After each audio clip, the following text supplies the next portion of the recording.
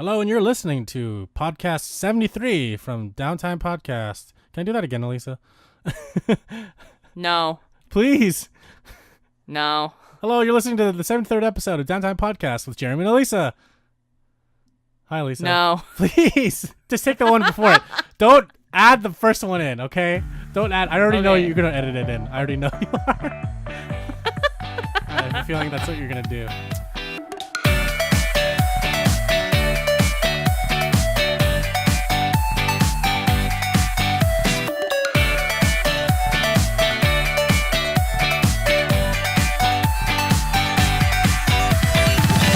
How are you? I'm doing all right.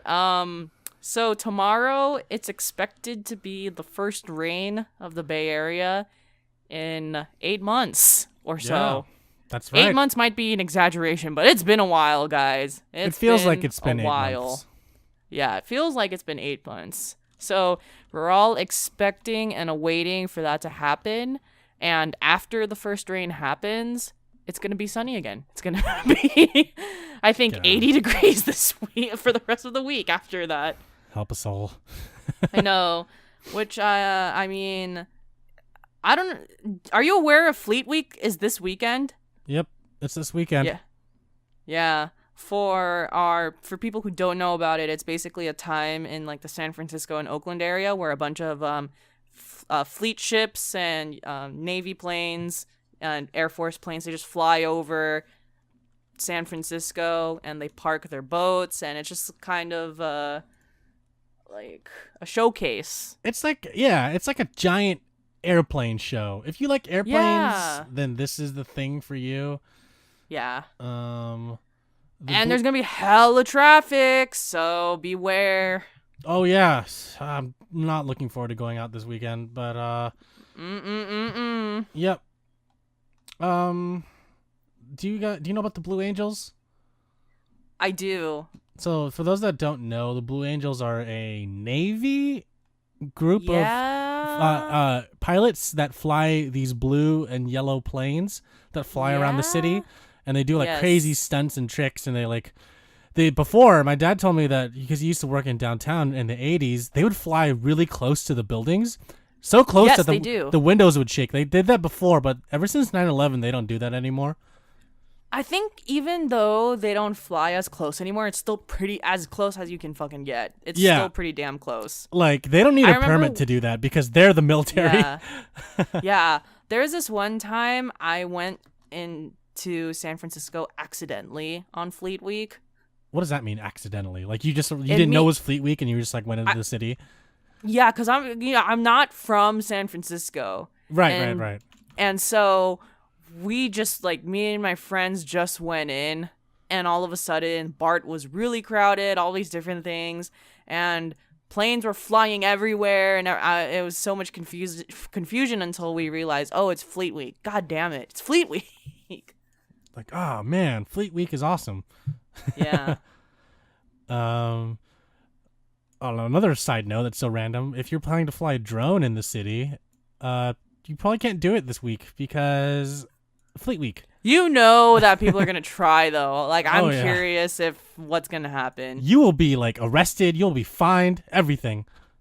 Yes. So, just don't fly a drone in the city during this time. That's it. Yeah. The end. The end. Yeah. But how's your week going? How's your week going so far? It's going pretty okay. The only game I really have to talk about is Yakuza Kiwami 2. I'm on chapter 10 now. Oh, wow. And I'm just trying to make my headway so that I can play Valkyria Chronicles, which is just on my desk. I'm looking at it right now. It's just on my desk. Oh, okay. Nice. Very nice. Yep. I got Valkyria Chronicles 4 pre-ordered. It's just here, but I can't play it yet because I gotta finish Kiwami too. Yeah, no. I mean, I don't want to make it sound like a chore, but it's a lot of fun. I'm also playing Kiwami 2. I still have yet to play Shenmue, and next week is when Super Mario Party comes out for the Switch, and I'm really looking forward to that. I pre-ordered it. I'm going all digital for those that have been listening for a long time or who are new to the podcast. My Switch games are all digital. I'm going the Steam route for the Switch. Everything's going to be internal inside the Switch.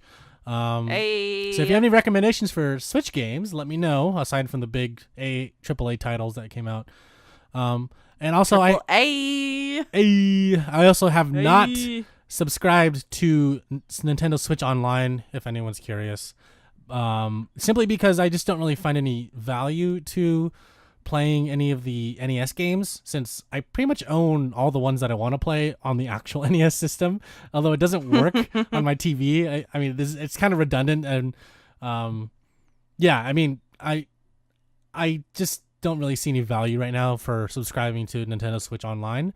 I think in the future, when they have more attractive things for me to do on the service itself, I'll look into it. But my brother said he's probably gonna get a Switch next year when Animal Crossing for the Switch comes out. So when that happens, I think he and I will kind of evaluate if we want to move forward with purchasing the service and doing it that way, because a lot of the things that you need to play online with are under the Nintendo Switch Online service. So it's kind of difficult for those that just bought a Switch and want to play Mario Kart Online, etc., etc. So we'll see. Yeah, we'll see what happens. But definitely looking forward to Mario Party this week. Technically, it's this week. Yeah, it comes out on the 5th.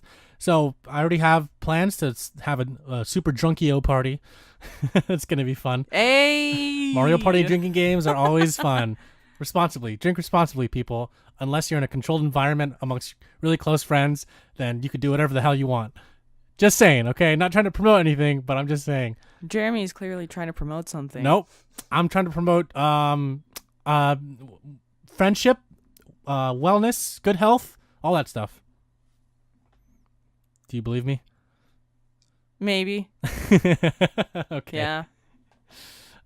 Yeah, I think. Yeah, we'll go with yes. Yeah.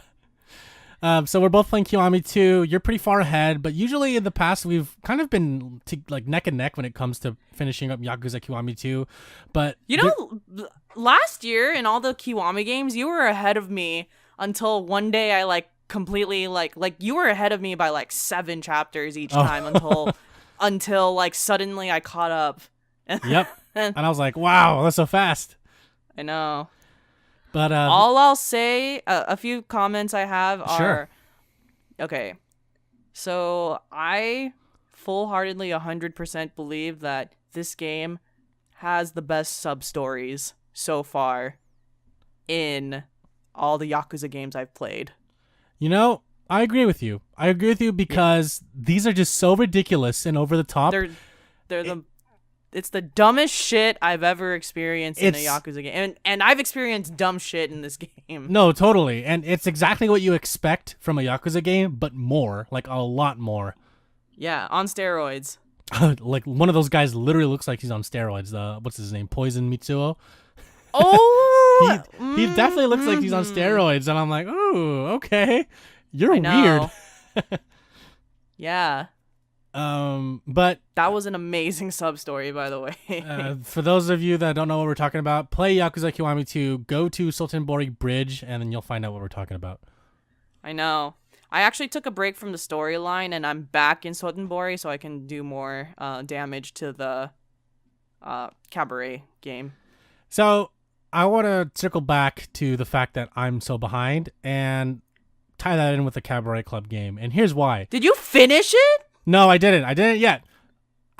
So the reason that you're so far ahead and then I'm so behind is that I've been doing 2 things. One, I've been trying to buff Kiryu up because I want him to be max level everything before I continue in the story, so that I can just beat all the bosses, beat all this all the henchmen really quickly. And that's a fair point. I had to go through this warehouse recently. And there was sort of this, not a ninja type person, but there was just this really acrobatic guy, and he was such a pain in the ass to fight. So, That's fair. Yeah. So I'm kind of preparing for the future. I'm trying to just buff Kiryu up so that he can withstand a lot of damage and take a lot of stuff that's coming at him. And the reason I did that is because I was doing the sub-story in Kamurocho when you go into the champion district and then the old man is there and he's teaching you how to do different moves. Oh, Komaku? Yeah. That's his name. Komaku, something with I a don't K. know. Yeah. But I went to all his lessons, and at the very final lesson, he beats the shit out of you, and I lost hardcore. He was relentless. Son. I was like, oh my god, I need to step my game up. So I was like, okay, how do I step my game up, and how do I get more EXP? And I was reading some forums online, and people were like, well, you need to eat, just like in Yakuza 6. And I was like, yeah, that's right. So I looked up like different food combos you could do. And so I did. I get the most stat buffs from eating for sure. Yes, and that's the best way to grind EXP is if you just eat at restaurants. But certain restaurants will give you certain EXP for different colors and so on and so forth. So I was like, how can I get the most out of the food? So I was going around different restaurants in Kamurocho, and I was looking up guides about Kamurocho, and then people were like, oh, go to Sotenbori, it has the best places to eat, which is true. And I was like, damn, I can't go to Sotenbori because I'm at this point in the story. So I went to the taxi to go to a different part of the map in Kamurocho, and the first thing it says is taxi to Sotenbori. I was like, holy shit, I can go to Sotenbori whenever I want. And then that's when a light bulb came off in my mind. I was like, there's nothing going on in Sotenbori for the story right now. I'm just going to train like hell in Sotenbori to beat up that old man. So what I did was I sold all my plates that I got, the platinum plates, the gold plates, the silver plates, the bronze plates. I went to the pawn shop. I sold them all. I went to different restaurants. I looked up the guides online. I ate like hell. I got EXP. I spent the EXP getting more of like the hunger meter larger to 200. I did everything I could to get more points. But I ran out of money, and I was like, shit, how am I going to get more money? Lo and behold, the cabaret game is right there. And I was like, oh my God, cabaret game for life. So I've been playing the cabaret game for life. I've been playing the cabaret game like crazy because one, I'm addicted to it, and two, you get so many stacks from playing that game. You get fat stacks from playing that cabaret game. And those fat stacks contribute to my fat stomach so I can eat more and get more XP. That is fair. So I spent an hour and a half getting money from the cabaret game, going around Sotenbori, getting different food and like different food combos to eat, then going back to Kamurocho, and I beat the shit out of that old man. Hey. And I was like, ah, man, I did it. And like I was so buffed at that point, I was like, okay, I can continue with the story a little bit. So I went on with the story. And so that's why I'm still holding back in the game, is because right now I'm literally still trying to buff Kiryu up to the max, because I got at this point now I'm like, you know what, I'm almost there, I'm just gonna keep going. So I'm just literally trying to buff Kiryu. So you're like up. A grade now. I'm B grade, like high B grade, like B plus. I'm almost A, but I need to break one more threshold in his skill point system, to make his health go higher, make the spirit go higher. So yeah, for sure. Yeah, so I'm slowly making Kiryu stronger so that I can go into the tournament underneath Kamurocho Hills and beat the shit out of people and win all that stuff. Yeah. So we're go ahead. Oh, are you done though? Oh yeah. I'm done. And you're gonna ask where am I in the story of chapter 5 exactly? Oh, no, I was going to talk about what I'm doing in Yakuza right now. Oh, yeah, no, I wanted to make one more comment real quick. Yeah. So, a part of me was like, where's the porn in this game? Because every Yakuza game has, porn. So, wait. Let me finish my story. So, I'm walking around Kamurocho, upper right-hand corner, like I'm going to Purgatory. And I'm like... Okay. And I'm like, okay, I've scoured this whole game, I can't find any porn except for when you go to the porn shops, you can like watch the DVDs, but it's not really porn, it's just Kiryu looking at a TV. But in my mind, I'm like, I need to find the porn. I'm really curious, Lisa, okay? So then I go to this guy who's standing near Purgatory, and he's like, oh, hi, do you want to involve yourself in a photo shoot? I'm like, and be in a photo shoot, right? Yeah, and I was like, okay. And then he's like, okay, follow me. And then there's like some girl, like it goes to black, and some girl's talking to you, and the Kiryu's like, oh, yeah. I'm like, this is not the porn. And the guy's like, thanks for coming. I'm like, what the hell? So then I go back in. I'm like, let me see this game. And I go to the map, and it says Graveur Studio. And I'm like, I think I found it. So then I went into the front counter. I talked to the guy again, and I'm like, and then when you talk to him, it'll actually reveal like the girls that you can talk to. Yep. And I'm like, I found it. I found the porn game. So guess what I'm gonna play later? Not the porn game. Yeah, the Kabakura game, the cabaret game. Maybe the porn game. I followed that same guy because I thought it was a sub story because there was a point where I was like, oh, it would be hilarious if like half of the sub stories have to do with Kiryu being a photographer and then getting himself in like the dumbest shit, just like the model one. Oh yeah, no, totally. And then it turns out it was all a lie. So you're like, damn. I know. I tried it actually because I was curious. Yeah. It was hilarious to me how it was a sentence structure game. I'm like, nah, one of these. I knew it was going to be one of those games. I was like, oh my god, you just have to put the sentences together? It's like basic English. I know. But it's entertaining for me at least. I don't know. I can't speak for you, but I just thought it was really funny. And I mean, it was unlike I like the game from Yakuza 6 more at the internet cafes because it kind of made they stripped more in the Yakuza 6 one. Yeah, and I was like, oh damn. but this one they don't strip as much and you don't really press a lot of buttons. Oh, this one was very tame. I was actually very shocked. I know. I'm like, man, why is this game rated M for mature then? Oh my god. Needless to say, I was not excited at all. You were not pleased. I was not pleased. My god. I'm waiting for that new Yakuza game. Come on, studio. Come on, Sega Studio. Give me more. Oh, my god. Well, the next Yakuza game's in Okinawa, so whatever's there. The Sunshine Orphanage. Oh my god. What? It's true. It is true. Wait, is it really set in Okinawa? I'm pretty sure that the third one's in Okinawa. Oh, I thought you were talking about like 7. I was thinking about the 7th game. Oh, sorry, I thought you were talking about the third, like a Kiwami 3. Oh yeah. It's it's been a fun game so far. Hopefully, I'll have an update next time we have this podcast because I want to get further in the game. But Alyssa, where are you in Yakuza Kiwami 2 right now? So actually, three major plot points. So first of all, I played the very first chapter of the Majima storyline. What chapter does that start? I want to say you have to finish chapter 6, and the first chapter will unlock. Oh, okay. Something like that. And it's interesting because it gives a lot of context to the current state of the Tojo clan, and it gives context to the beginning of Kiwami 2. So I thought that was very interesting. Huh. And then a second plot point is you find out more information about one of the detectives. And if you're playing this, then you know. And if you're not playing this, then you know that, at least from the previous podcast, there are like 4 detectives in Kiwami 2 that you need to keep track of. So you find out more backstory about one of them. And I'm kind of surprised that was the backstory. Like, I was not expecting that backstory at all. Okay. Okay. Yeah.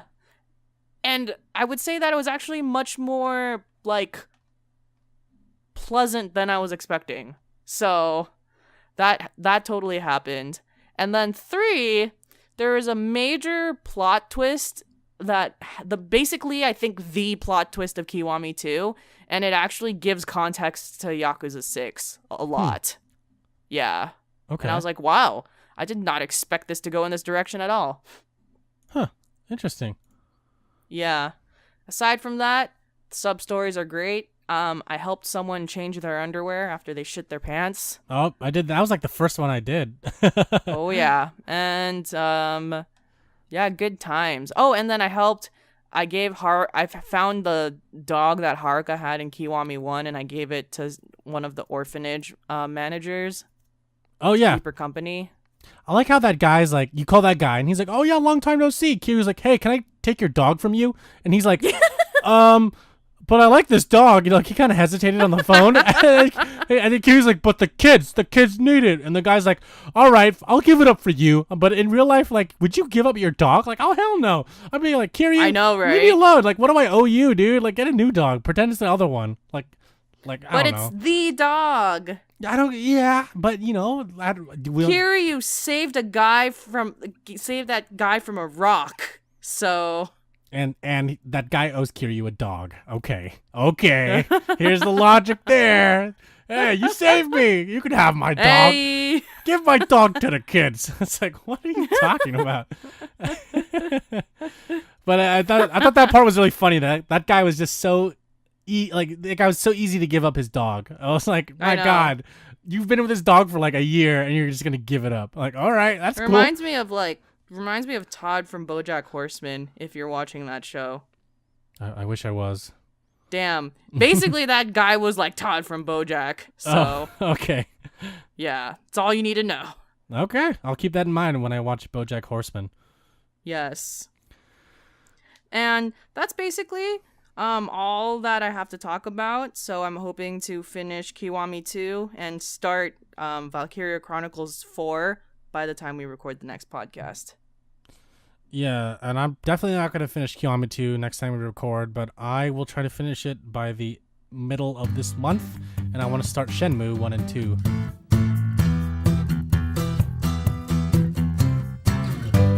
In terms of news, we can just go through this quick list. There's actually quite a few interesting things that happened. So Sure.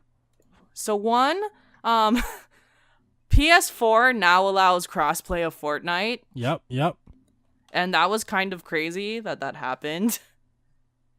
I know, that's insane. I don't know how it happened because Sony is like a very very set in stone company. So the fact that they had this happen is kind of it's impressive. It's very impressive to me. Yeah. I mean, I'm proud of Sony for doing that. Yeah. Like it shows that they're actually listening too. But it took so long. I know. Basically. That's the only part that bugged me. It's like, why did you guys take so long? If it was a simple flip the switch, why did they do that? Who knows, man? Who knows? Ugh, whatever. But the fact that they actually did it is nice. And is it in effect now? And surprising. It's in a beta form right now, and then I think it's gonna roll out. But I haven't checked the news since I read it, so it might even be in its full form right now. I don't know. But the last time I read it was in beta form. Okay. Yeah. On the PlayStation news train, there's not going to be a PSX this year because of, paraphrased, we don't have enough content to show for a PSX this year. Oh, wow. Which is just kind of like, oh, I guess The Last of Us and Ghost of Tsushima aren't that important, huh? Is it because they showed everything already? I don't even think they were that. Like, the thing about The Last of Us was it had a trailer, but I don't think it was really playable at E3. Oh, okay. And neither Ghost of Tsushima, which both of those games come out of summer 2019. Yeah, that's true. So, being shafted by Sony. But the rumor though is that they are not having it because they want to focus production for the PlayStation 5. So take that as you will. So whatever that means. It's been how long since the PlayStation 4 came out? I think PlayStation 4 came out in 2013 or 14. Okay. Yeah. That makes sense. So it'll have been a while. Yes. So yes. Let's say 13, because I think I got mine in December 2013. So that's like 6 years ago, and usually consoles last like 6 or 7 years, right? Yeah. So I wonder exactly how the PlayStation 5 will be announced and will be released and all that stuff. I don't think the PlayStation 5 is going to be announced until 2020. Makes sense. I don't think it's going to be... I mean, like, I think that the rumors are going to be out and they might show a picture in 2019. Like this but I is don't. it. This is like, look at this silhouette. Yeah. I don't think it's actually gonna come out until like 2021 though. Yeah. I mean, I feel like the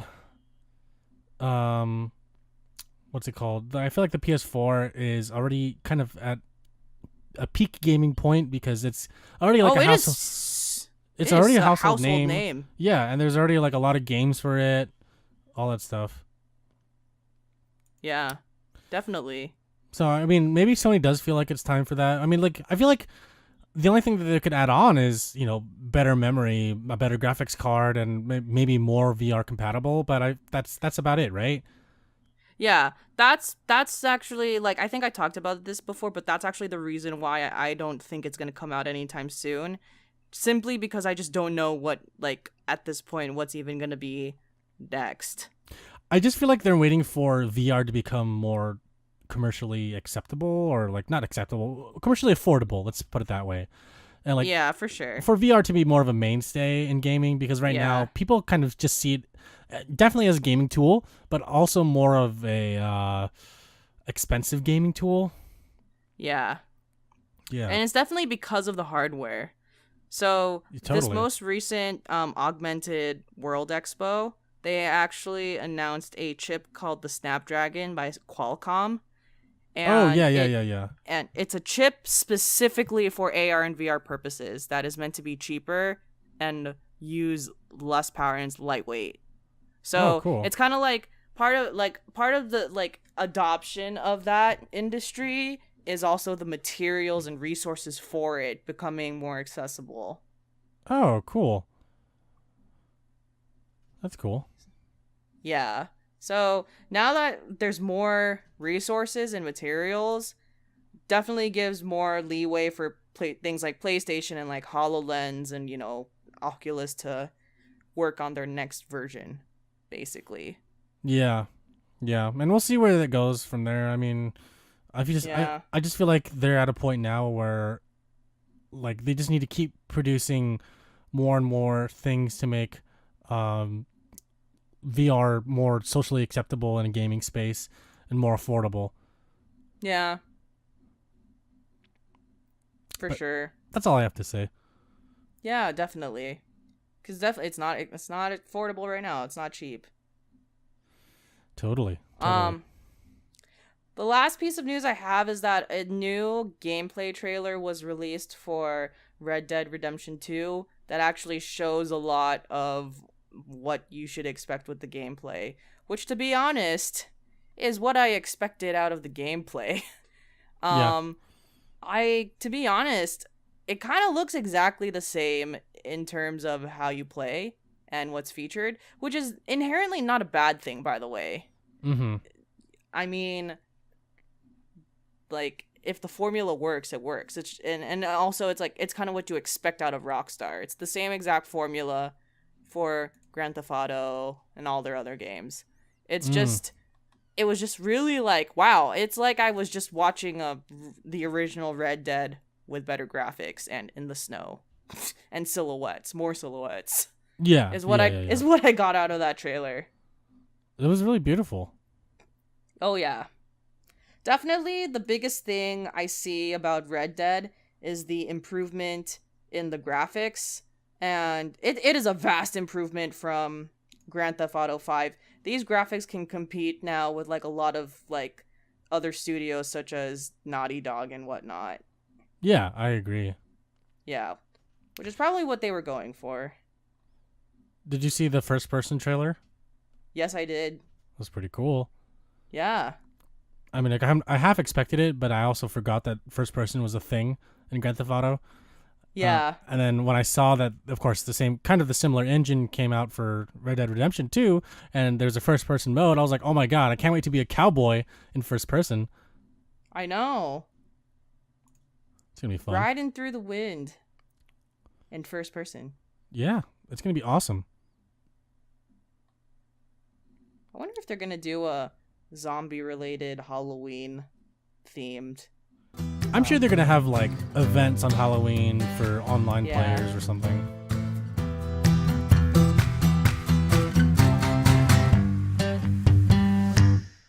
All right. On to questions.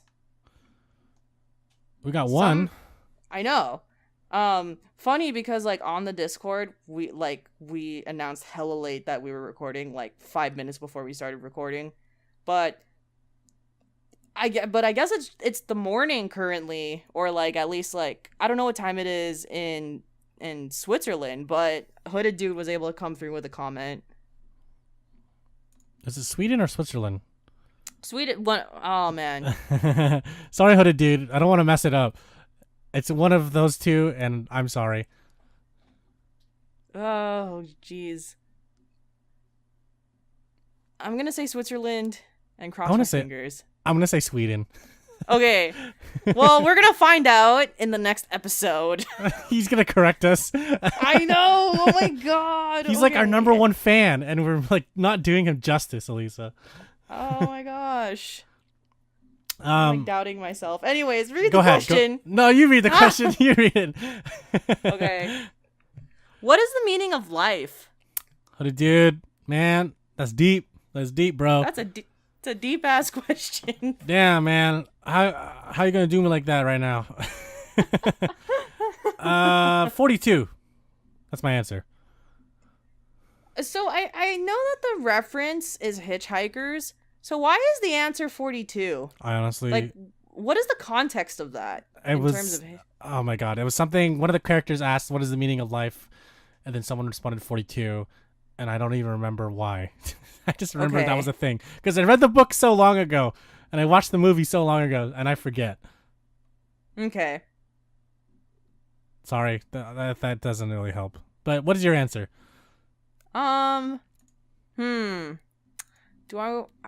What mood do I want to create for such a question like this? You know what? I will answer this seriously. Okay. Okay. I think that the meaning of life is not just happiness, actually.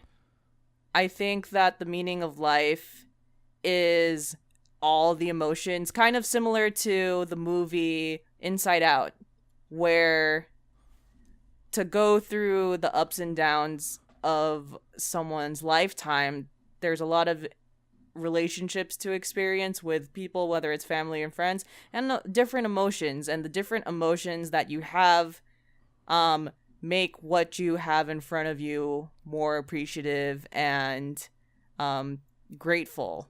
So I think the meaning of life is everything, and that's my final answer. Give me a joke answer. Give you a joke answer? Because now I want to answer seriously because I feel somewhat pressured. You can answer. You can answer whatever you want, Jeremy. Well, I want to hear a joke answer from you. Oh my god. Okay. So I went to a college in kind of Northern California, and the name of the college, or not the name of the college, but the county that it was located in is actually called Yolo County. Yup.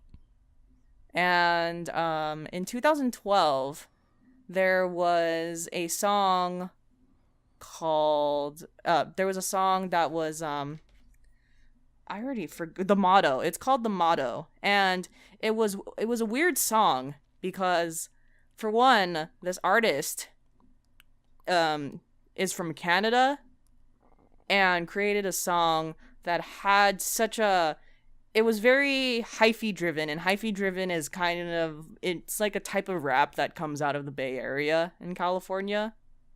Yep. And it somewhat captured this mood of what it's like to be in the Bay from someone from Toronto, which is odd. And one of the sayings that he says in that song, one of the lyrics is, "You only live once, YOLO."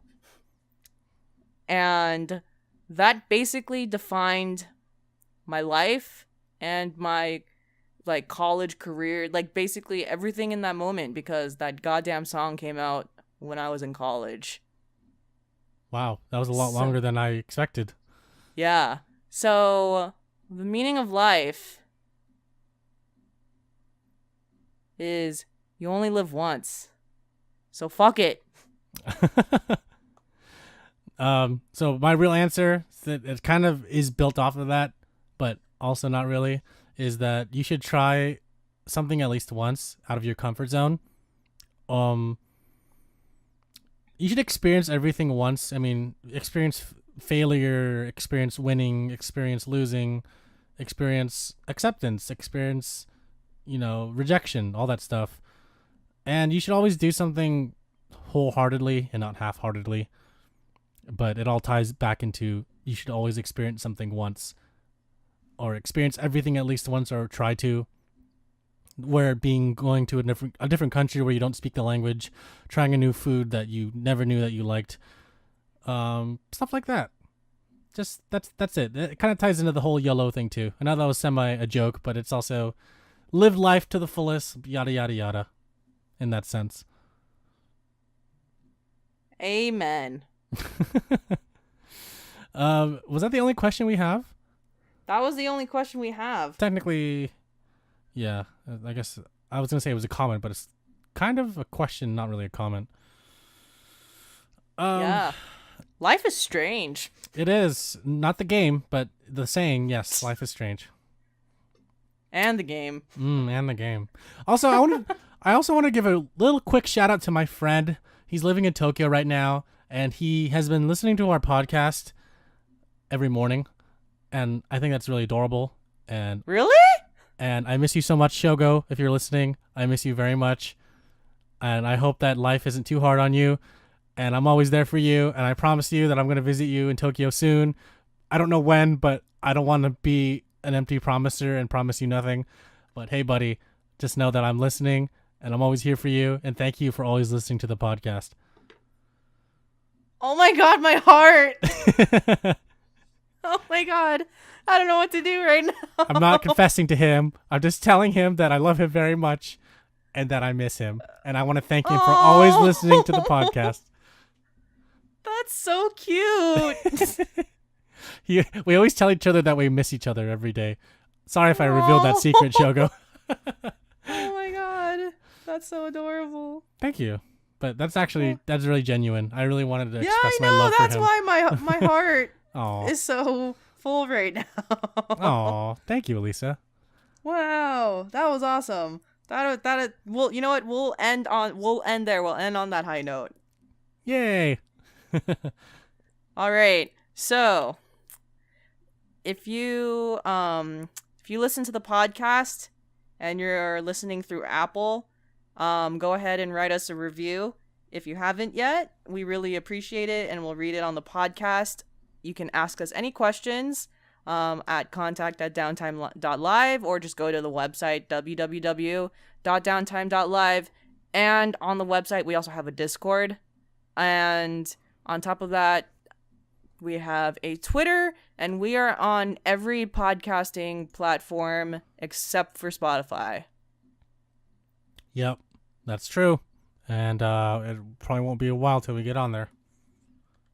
Yeah, that's okay. All right. Thanks for listening to the 73rd episode. Live your life. And tell someone you love them. Yep. I love you, Shogo. Oh. Thanks for listening, everyone. Have a good night. Peace.